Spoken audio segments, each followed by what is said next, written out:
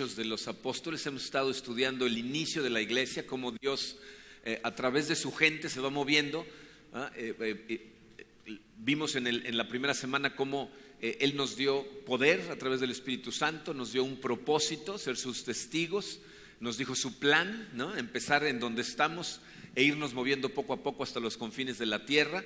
La semana pasada vimos cómo multiplica a sus testigos, a sus discípulos a través de un evangelio maravilloso que te encuentra en donde estás, que te confronta con la verdad, pero que te ofrece perdón y te ofrece una alternativa a la forma de vida en la que estás viviendo.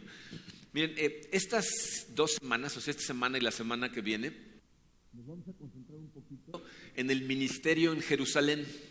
En el ministerio, específicamente en las cosas que vamos a enfrentar como ministerio en el lugar en donde estamos, nosotros en Cancún.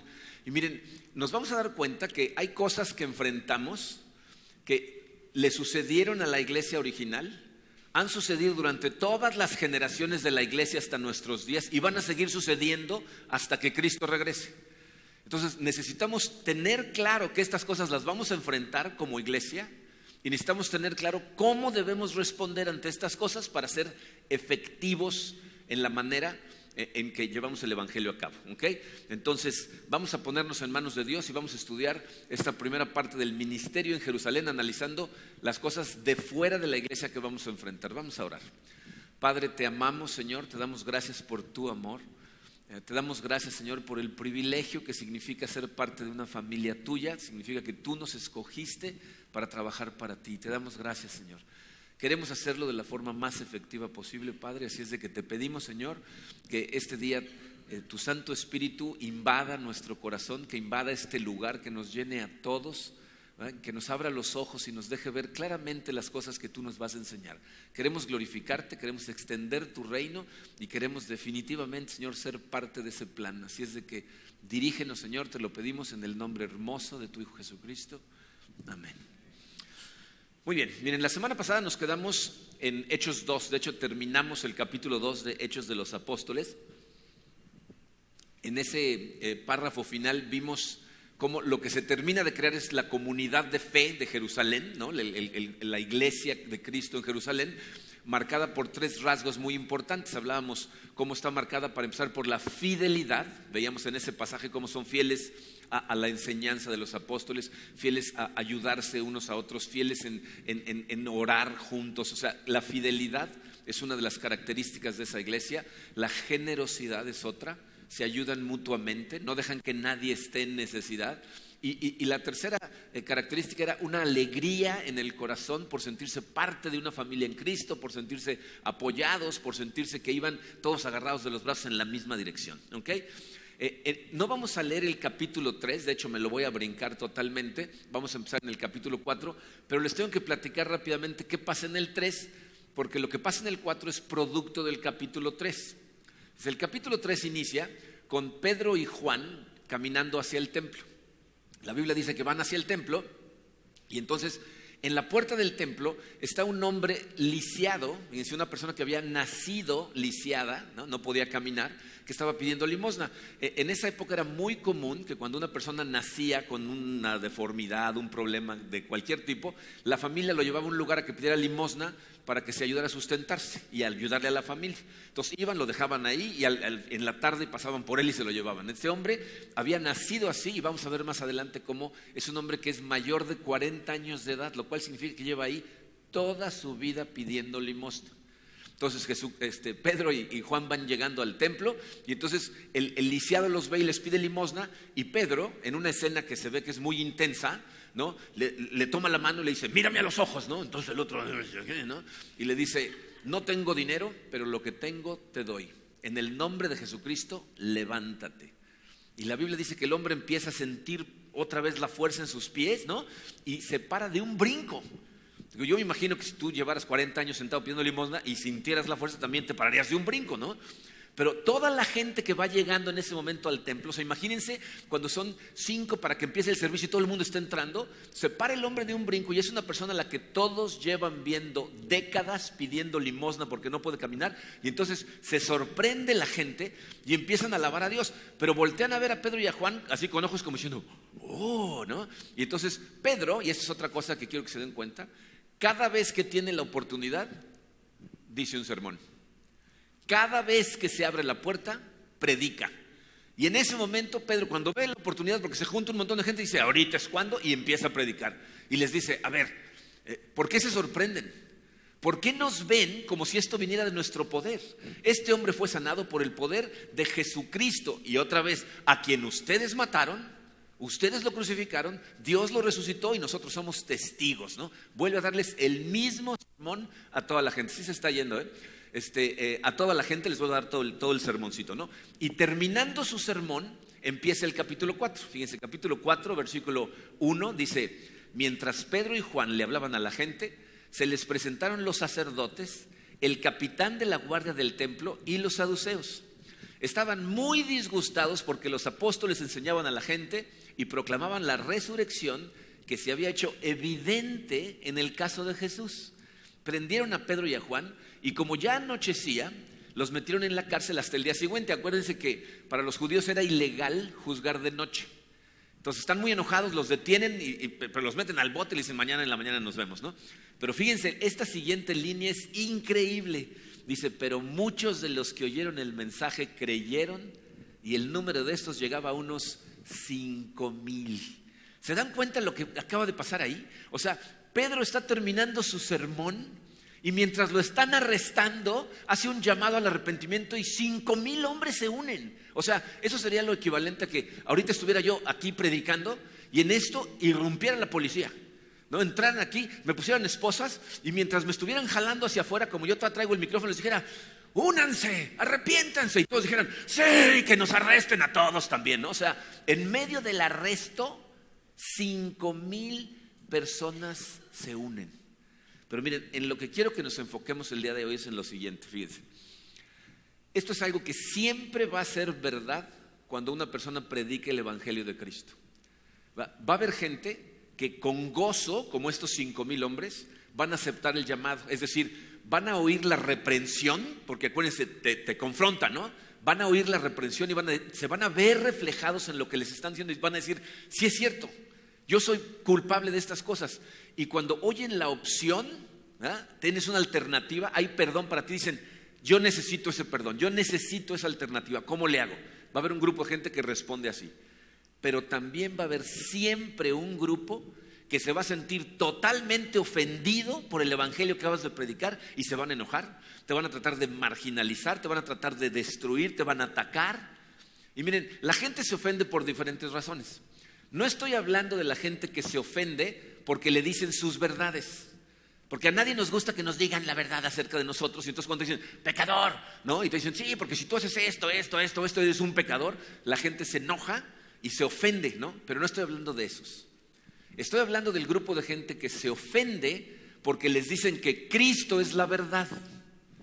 Porque les dicen que Cristo es la única salvación, el único camino a Dios. Hay gente que para ellos Cristo es la piedra de tropiezo. La Biblia nos dice que Él va a ser piedra de tropiezo para mucha gente.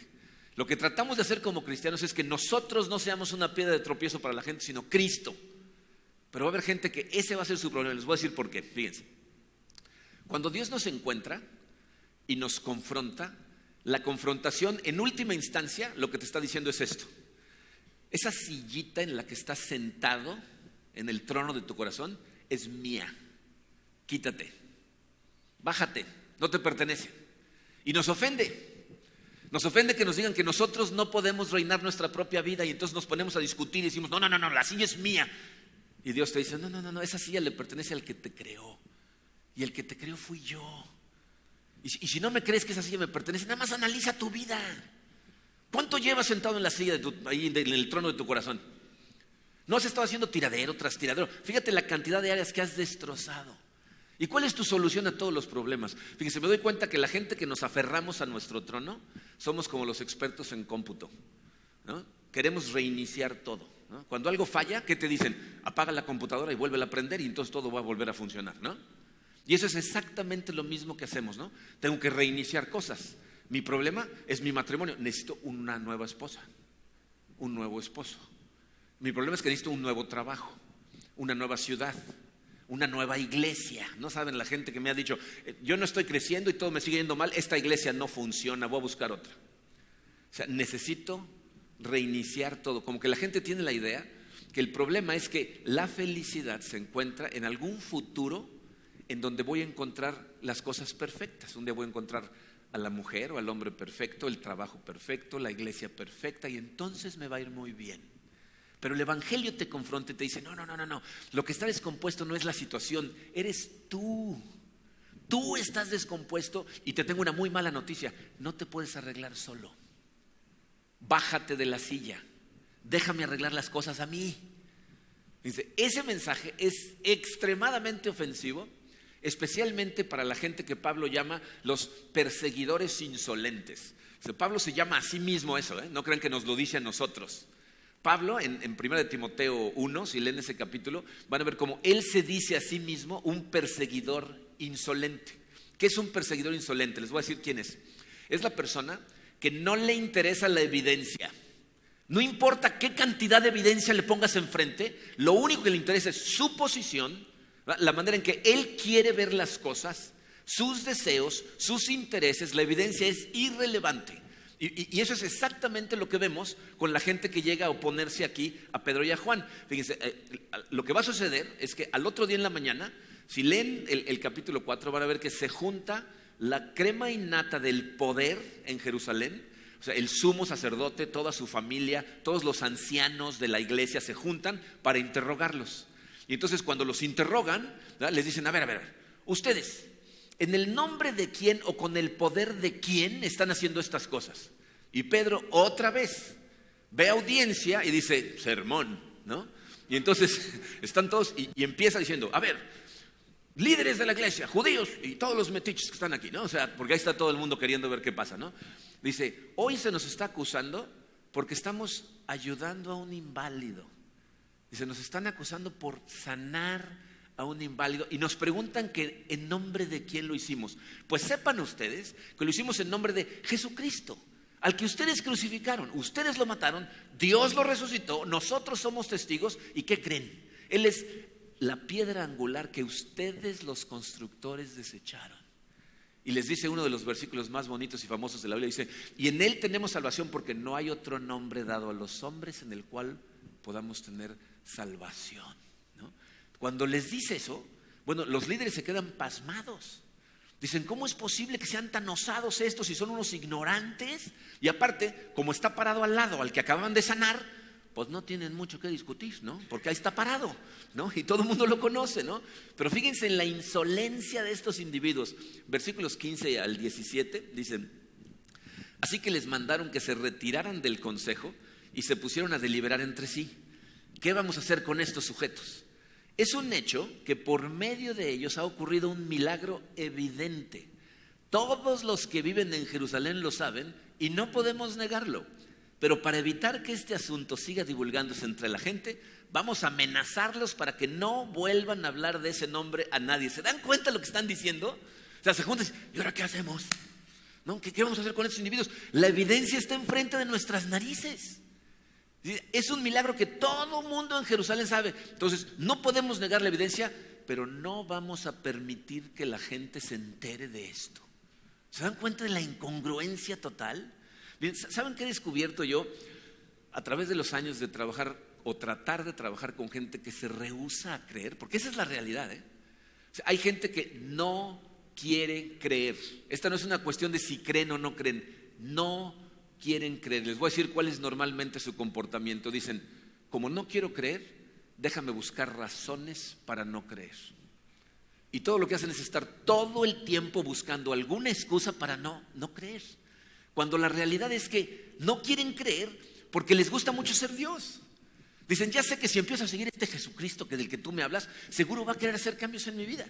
Y la mera neta, camioneta, estoy muy contento como estoy. Yo quiero seguir viviendo mi vida como yo quiera. Y entonces no voy a creer. ¿No es lo que están haciendo estos líderes? tienen la evidencia enfrente y jamás se les ocurre pensar, oye, a lo mejor este era el Mesías. O sea, en nombre de él están sanando gente, a lo mejor nos equivocamos. No se les ocurre. Y es lo mismo que hacen todos los fariseos.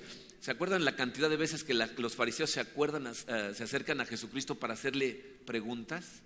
Pero no preguntas con la intención de aprender, sino de hacerlo tropezar, ¿no? Lo que quieren es que se equivoque en una respuesta y que tengan motivos para acusarlo con alguien, ¿no? Por ejemplo, cuando le dicen, ¿es justo para los judíos pagar impuestos? Ese es un 4.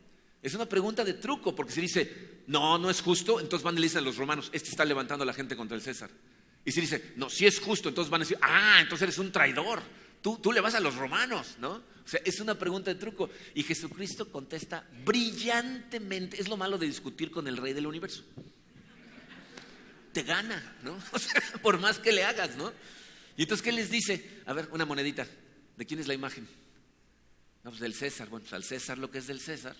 Y a Dios que les vaya bien, ¿no? O sea, a Dios lo que es de Dios, ¿no? Pero esta gente, en lugar de decir, wow, esto tiene que ser de Dios, no, dicen, otra pregunta, ¿no? O sea, con la evidencia enfrente de las narices se rehúsan a creer. Pero bueno, lo que están tratando de decidir es cómo los callamos. Pero está lleno de gente que vieron el milagro. Entonces dice Hechos 4:18, los llamaron y les ordenaron terminantemente que dejaran de hablar y enseñar acerca del nombre de Jesús, ¿no? O sea, lo único que pueden hacer es, ay de aquel individuo que sigue predicando, ¿no? Y miren, lo que sigue a continuación es una escena hermosa, porque es la misericordia de Dios dándole a Pedro la oportunidad de pasar un examen que ya reprobó una vez. ¿Se acuerdan que en Juan, Pedro lo niega 3 veces? ¿No? Él le dice, yo moriría por ti, le dice Simón, 3 veces me vas a negar, ¿no? Y lo niega. Bueno, aquí le está dando la oportunidad otra vez de hablar de él en medio de amenazas, y ahora Pedro va a pasar ese examen con honores. Fíjense cómo contesta Pedro y Juan a estas cosas. Hechos 4:19 dice, pero Pedro y Juan replicaron, ¿es justo delante de Dios obedecerlos a ustedes en vez de obedecerlo a Él? Júzguenlo ustedes mismos. Nosotros no podemos dejar de hablar de lo que hemos visto y oído, ¿no? O sea, Pedro y Juan dicen, mira, tú júzgalo. O sea, tú decides lo que es correcto, si obedecer a la gente o obedecerle a Dios. Pero yo no voy a dejar de dar testimonio de lo que vi, de lo que oí. A mí no me vas a poder callar, ¿no? O sea, no vamos a dejar de dar nuestro testimonio. Miren, yo creo que a nosotros no nos cae el 20 de la valentía que debe de haber tomado para Juan y para Pedro el contestar de esa manera en ese momento. Porque tú y yo nunca hemos sido arrestados por nuestras creencias. Nunca nadie te ha amenazado y te ha dicho, retráctate de lo que estás diciendo o te va a pasar algo. Esta gente ya crucificó a Jesucristo, no hace mucho tiempo. Y le están diciendo, deja de hablar de ese nombre. Y Pedro, con todo se dice, no. ¿no? O sea, aparte los reta. Y fíjense lo que pasa, versículos 21 y 22. Dice, después de nuevas amenazas, los dejaron irse. Por causa de la gente no hallaban manera de castigarlos. Todos alababan a Dios por lo que había sucedido, pues el hombre que había sido milagrosamente sanado tenía más de 40 años. Miren, ¿se dan cuenta de la ironía de lo que estamos leyendo? Estos hombres con los que están hablando son líderes religiosos. ¿Cuál es el trabajo de un líder religioso? Llevar a la gente a Dios, ¿no? Conectarlos con Dios. Y dice, todos alababan a Dios por lo que está sucediendo y estos están pensando en cómo castigarlos. Pero la evidencia es tan abrumadora que no pueden hacer nada. Bueno, esa es la realidad con la que nosotros vivimos. La vivieron ellos, la ha vivido la iglesia durante todas las generaciones y la vamos a seguir viviendo nosotros hasta que Cristo regrese. Cuando prediquemos el evangelio, va a haber un grupo de gente que gozosamente va a decir, gracias a Dios, ¿qué hacemos? Va a haber un grupo de gente que se van a sentir ofendidos, pero se van a cerrar. Pero va a haber un grupo de gente, fíjate, que van a tratar de atacarte, te van a tratar de ridiculizar. Esas personas en tu oficina que cuando se enteran que eres cristiano y les ofende porque les da coraje que tú estás viviendo la vida de una manera y ellos tienen que aceptar que están mal y entonces te empiezan a decir, ay, viene el cristianito, a ver, échate una oración, ¿no? ¿Y qué pasó con ese accidente? ¿Qué? ¿Tu Dios no detuvo al otro coche? O sea, esa gente, esos son ellos. Te van a ridiculizar, te van a marginalizar, te van a tratar de destruir de la manera en que puedan. Y fíjense, en vista de eso, creo que todos nosotros va a llegar un momento en que vamos a tener que contestar esta pregunta que está en su programa. Dice su programa, ¿qué valor va a tener más peso en mi vida? Vas a tener que contestar esa pregunta y hay dos opciones. La opinión que la gente tiene de mí o ser testigo del Evangelio de Cristo. Va a llegar un momento en tu vida en donde vas a tener que enfrentar esa pregunta y contestarla. ¿Cómo vas a vivir la vida? ¿Vas a agradar a la gente a tu alrededor o vas a agradar a Dios? Porque miren, les voy a decir dos cosas que son un hecho y que es indiscutible totalmente, las dos. Fíjense, la primera es esta: vivir como testigo de Cristo en todas las áreas de tu vida tiene repercusiones sociales. Es un hecho. Va a haber gente que ya no se va a querer relacionar contigo. Va a haber gente que te va a dejar de invitar a ciertas actividades. Va a haber gente que te va a tratar diferente nada más por el hecho de que seas cristiano. Miren, hay un efecto bien interesante que sucede. Yo imagino que le pasa a todos los cristianos, pero a los pastores particularmente. Fíjense, frente a la casa nuestra casa donde vivimos, había un terreno baldío, construyeron una casa y se cambió una familia, ¿no? Eran una pareja y un niño como de 5 años. Y justo como a los 2 días que se cambiaron, Karina decidió que un congeladorcito que teníamos ya no lo quería en la cocina, dijo hay que sacarlo y lo vendemos. Entonces lo sacamos para afuera y el día que lo sacamos, era un sábado en la tarde, iban pasando ellos con sus perros y nos dijeron, ¿dónde compraron ese congelador? No, pues en Estados Unidos. Ay, andamos buscando uno. ¿Lo quieren? Se los vendemos. ¿En serio? Órale. ¿Cuánto? Pues tanto. Ok, mañana pasamos por él. Pues lo limpiamos, ahí lo teníamos enfrente. Al otro día, como el domingo, como a las 6 de la tarde, llegaron, tocaron, abrimos la puerta. Entonces el niño vio que tenemos 3 perritos, tenemos 3 salchichas de pelo largo. Y entonces entró, ¡ay, tienen perros! Karina le empezó a enseñar los trucos que hacen los perros, porque los tienen entrenados, ¿no? Saludan y echan brincos y hacen todo tipo de cosas, ¿no? Y ahí estaba el niño jugando, ¿no? Y hay un efecto, una situación que normalmente pasa cuando conoces a alguien nuevo. La conversación siempre tiende en la misma dirección. ¿Y tú a qué te dedicas? ¿No? Y entonces la esposa me dijo, ¿y tú a qué te dedicas? ¿Eres hotelero? Y le digo, no, soy pastor de una iglesia cristiana.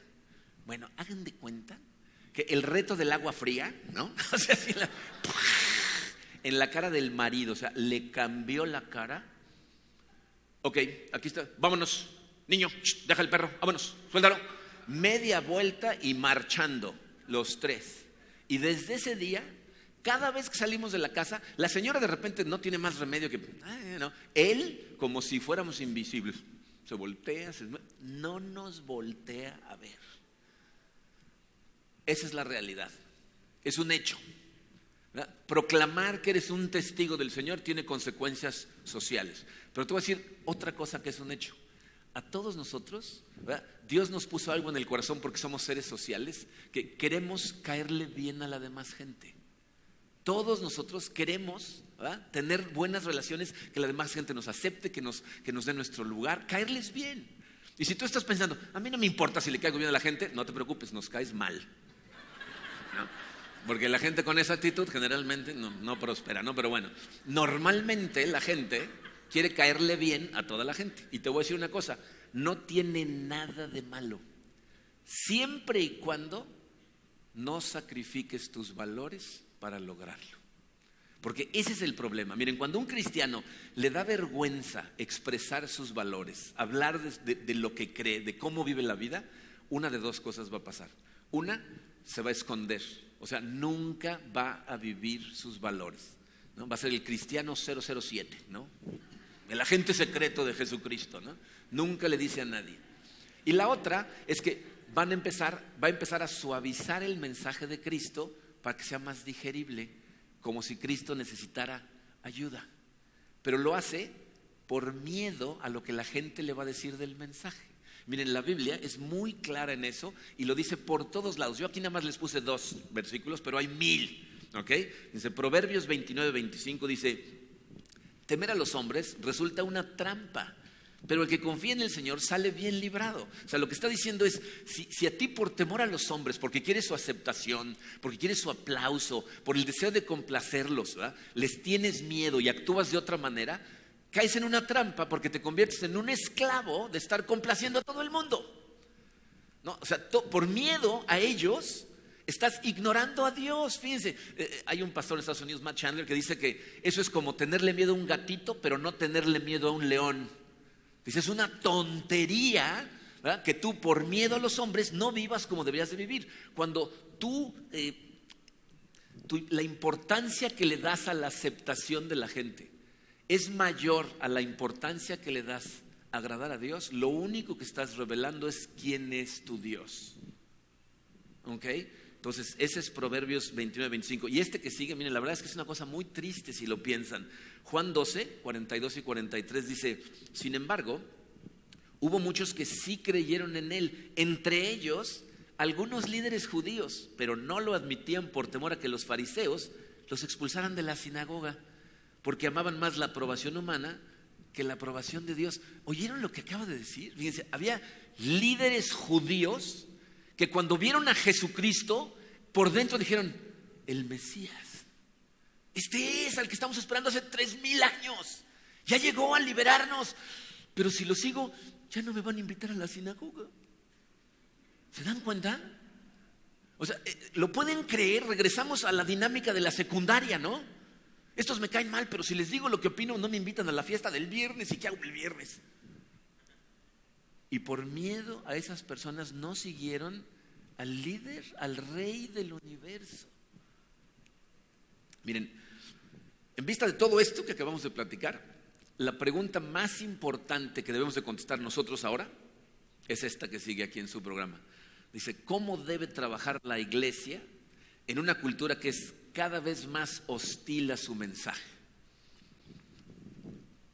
O sea, si todo esto que estamos diciendo es verdad, y vamos a tener ataques, y vamos a tener resistencia, y tenemos un deseo de agradar a los demás, pero tenemos que seguir a Cristo, la pregunta es, ok, ¿cómo le hacemos para que la extensión del evangelio sea efectiva? O sea, para que le lleguemos a los más posibles. ¿Cómo lo hacemos? Dice, en los pasajes que sigue vamos a ver 3 cosas que son muy importantes, y me encanta que la primera es que se ponen a orar. Si siguen leyendo, ustedes van a ver que dice que en el momento que los sueltan, regresan y se van a unir a todos los demás creyentes, que para este momento no sabemos cuántos son, porque primero se unieron en el primer sermón 3,000, en el segundo se juntaron otros 5,000, y estamos hablando de hombres. Entonces 8,000 más mujeres, más niños, 16, 20,000. Yo creo que de ahí son los hábitos bautistas de que cuentan a los niños, a los perros, a los moscos, a todo el que pasa, ¿no? Pero deben de haber sido como 20,000 personas ahí, ¿no? ¿Ok? Y todos orando juntos. Si leen la oración, ellos empiezan alabando a Dios. Dios, tú eres glorioso, eres maravilloso. De hecho, reconocen su sabiduría infinita. Le dicen, tú profetizaste que esto iba a suceder, que todos los líderes se iban a unir contra Jesucristo, lo cual es un hecho, Los saduceos y los fariseos eran enemigos, y la única instancia en la que se hicieron amigos fue para crucificar a Cristo. Dice, tú profetizaste que se iban a unir todos contra tu Mesías. Y fíjense cómo continúa la oración, porque es la parte importante para nosotros. Dice, versículo 29, dice, ahora, Señor, toma en cuenta sus amenazas y concede a tus siervos el proclamar tu palabra sin temor alguno. ¿Se fijaron lo que acaban de decir? No dijeron, ya viste sus amenazas y el poder que tienen, manda un rayo y elimínalos. No, dicen, danos valor. Danos el valor para proclamar tu palabra sin temor alguno. Por eso, extiende tu mano para sanar y hacer señales y prodigios mediante el nombre de tu santo siervo Jesús. Y ahí termina la oración, y fíjense lo que dice. Después de haber orado, tembló el lugar en que estaban reunidos, todos fueron llenos del Espíritu Santo y proclamaban la palabra de Dios sin temor alguno. Miren, aquí se empieza a contestar esta pregunta, ¿no? ¿Cómo trabaja la iglesia en un ambiente hostil? Pero antes de ver la respuesta a la pregunta, quiero que noten una cosa muy importante. ¿Se fijaron que otra vez fueron llenos del Espíritu Santo todos? ¿No? Por eso, miren, esas iglesias que nos dicen que hay un segundo bautismo del Espíritu Santo y cuando lo recibes ya tienes al Espíritu Santo, no está correcto de acuerdo a la Biblia. Porque no es un segundo, es un segundo, un tercero, un cuarto, un quinto. Estos van a ser llenos del Espíritu Santo. Toda su vida van a estar siendo revestidos del poder de lo alto. Y se fijaron en otra cosa, nadie empezó a hablar en lenguas ese día. Esa gente dice, cada vez que llegue el Espíritu Santo tengo que hablar en lenguas. No es cierto. ¿Para qué los volvió a revestir de poder? Ahí dice, para proclamar la palabra, es decir, para ser sus testigos. ¿Ok? Pero bueno, regresando a la pregunta, ¿cómo debe trabajar la iglesia? Fíjense, número 1, debemos orar pidiendo valentía y luego caminar en ella. O sea, no se trata nada más de pedir valentía, sino después tenemos que caminar en esa valentía. Y miren, les voy a decir de qué estoy hablando. Varias veces les he dicho, les he demostrado con ejemplos como el testimonio de Dani, como testimonios que yo mismo les he dado. En el momento en que tú empiezas a orar diciéndole a Dios, Señor, déjame proclamar tu palabra, dame valor, dame oportunidad de proclamar tu palabra, ¿sabes qué va a hacer Dios? Te va a poner gente enfrente, te va a abrir puertas. Es increíble lo que nos contó Dani el otro día, que estando en un país musulmán en donde la gente ni siquiera conoce de Cristo o sabe qué es la Biblia, dicen, ¿y tú en qué crees? A ver, explícanos eso. O sea, ese es Dios poniéndote una persona lista para recibir su evangelio, ¿no? Tú empieza a orar y dile, Señor, dame valentía. Te va a empezar a poner gente y entonces lo que tienes que hacer es aprovechar cada oportunidad que tienes para predicar el evangelio como es. Miren, esa parte es muy importante, ¿eh? Porque necesitamos entender que el trabajo más importante de la iglesia es extender el mensaje de salvación de Jesucristo, más que ninguna otra cosa. Cuando la iglesia empieza a intimidarse porque la gente rechaza el mensaje, porque encuentra oposición, lo que empezamos a hacer es, por tratar de suavizarlo, vamos eliminando el mensaje a tal grado que la iglesia se convierte en un trabajador social. ¿No? Que todo lo que hacemos es, bueno, vamos a hacer buenas acciones, vamos a alimentar a los pobres, vamos a ver qué cosas buenas podemos hacer. Y miren, escúchenme claramente, ¿eh? Eso es parte de lo que Dios nos mandó a hacer. Nos dijo, cuiden a los huérfanos, cuiden a las viudas, ayúdenle a los más vulnerables. Eso está bien, pero ignorar su necesidad más grande, que es la necesidad de Dios en su vida, no hace absolutamente nada a largo plazo por cambiar su corazón y por lo tanto sus circunstancias a largo plazo. Porque miren, lo que el evangelio nos ofrece cuando te dice la verdad acerca de ti no es una cura rápida. Y ese es un problema que tenemos muchas veces en la iglesia, que la gente se quiere acercar a Dios para encontrar una cura rápida a un problema. Gente llega y me dice, me dejó mi pareja, se enfermó mi hijo, perdí mi trabajo, no puedo pagar las cuentas. Y entonces la gente viene y dice, ya me vengo a conectar. ¿Qué digo? ¿Qué oro? ¿Qué hago? ¿En dónde sirvo? Como si eso fuera a regresar a su pareja, a encontrarle trabajo y a darle dinero. No es una cura rápida. Lo que el evangelio te dice es, mira, yo no voy a cambiar tu situación, te voy a cambiar a ti.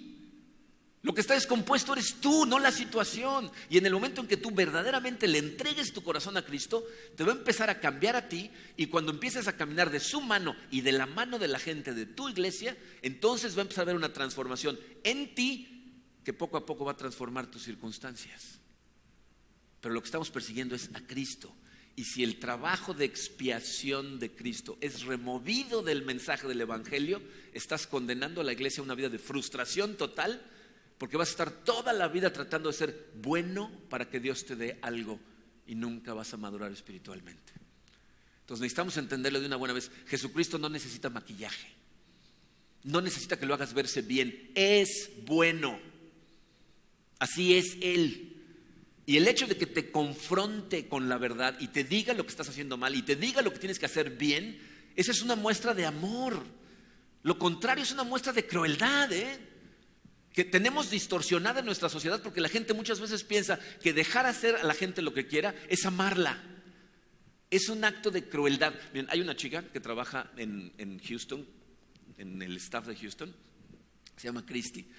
Hace como un año y fracción estaba predicando yo en Houston y entre servicios se acercó, entró a la oficina donde estábamos descansando y me dijo, está con mi mamá, una de sus mejores amigas, dice, no ha dejado de llorar todo el mensaje, toda la alabanza, todo el día ha estado llorando afuera y está platicando con mi mamá. Le digo, ¿qué pasó?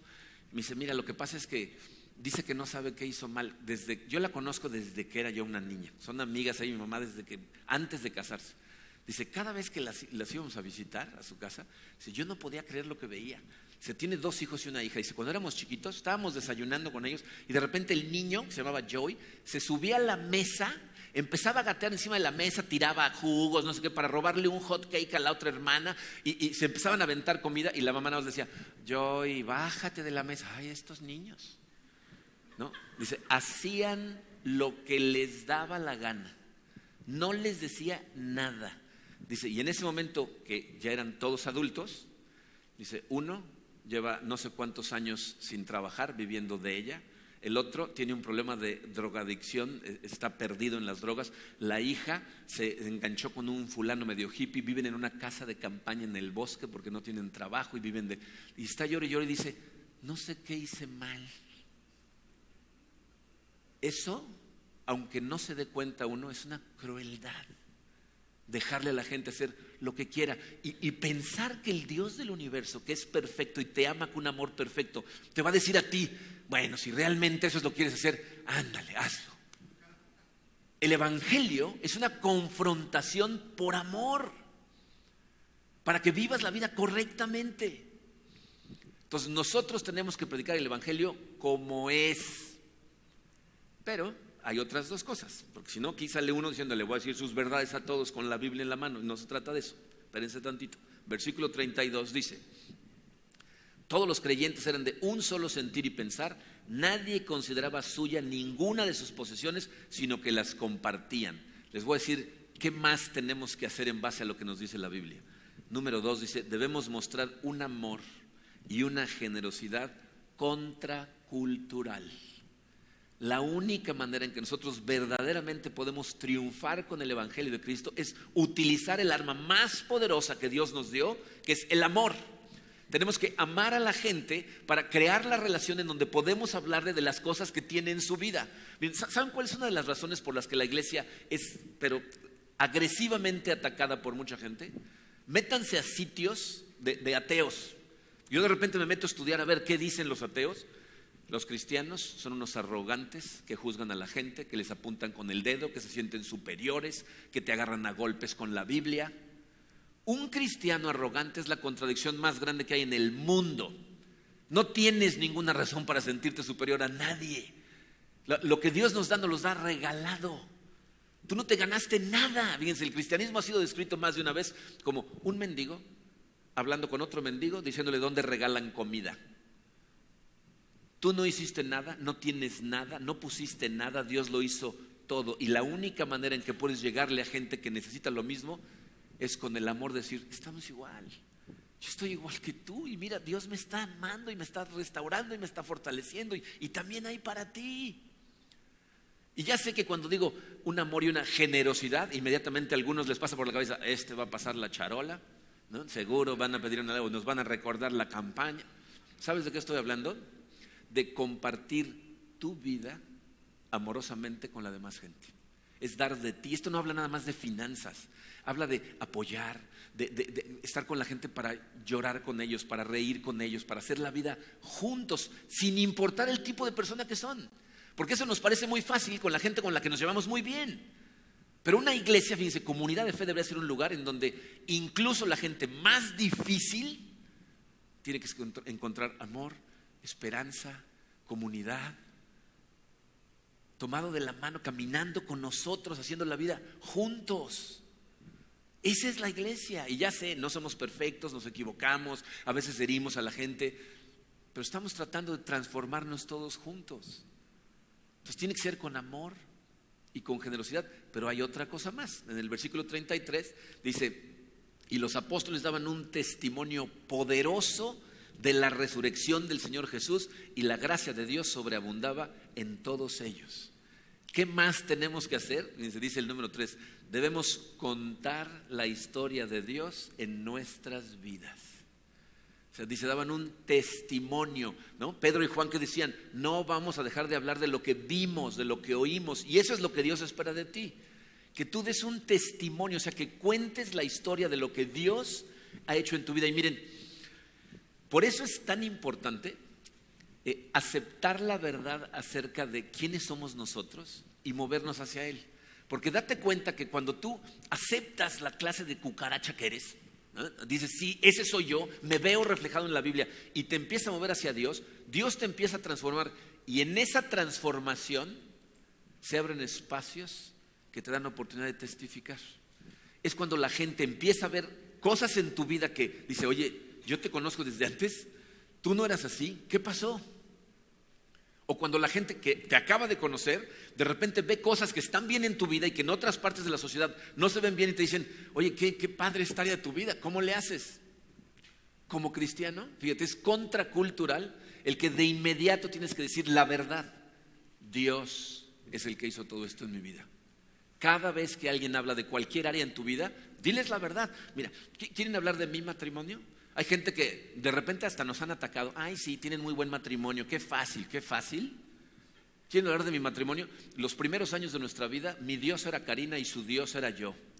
Y esa relación nos llevó a un momento disfuncional en donde estuvieron a punto de tronar todas las cosas, hasta que Dios en su gracia se acercó a nosotros, nos enseñó que Él tenía que ser el Dios de los dos, ¿verdad? Y que entonces podíamos amarnos como éramos, y esa fue ahora sí que el pegamento que unió nuestro matrimonio y el que lo tiene vivo. ¿Quieren hablar de nuestros hijos?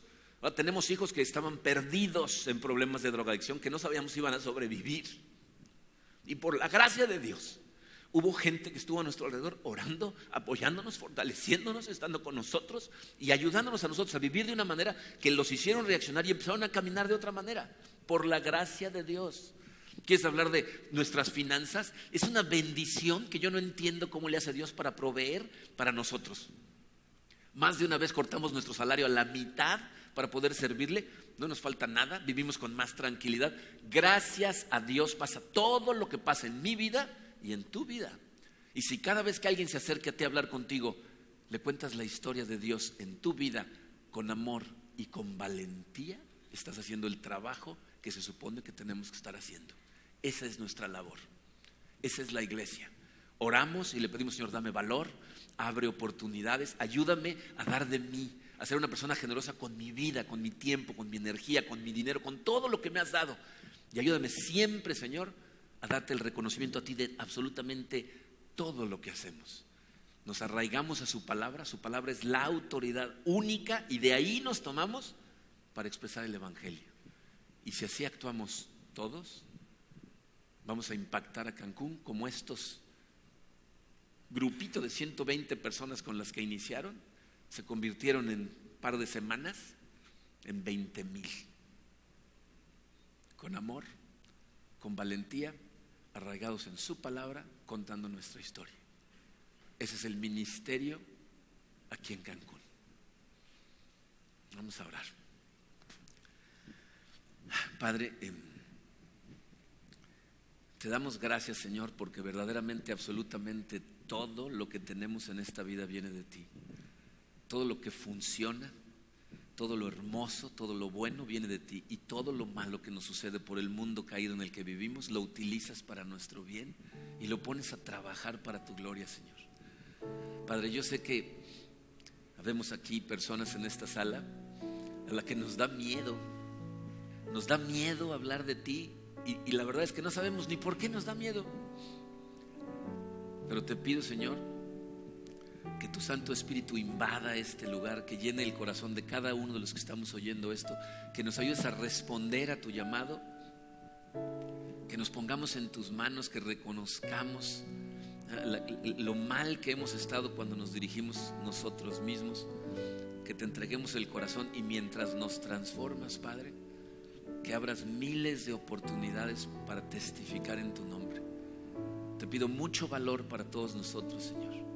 Sé que de repente se nos doblan las rodillas y nos ponemos nerviosos, y que las consecuencias sociales a veces de verdad parece mentira, pero todavía nos tienen una influencia increíble sobre nosotros.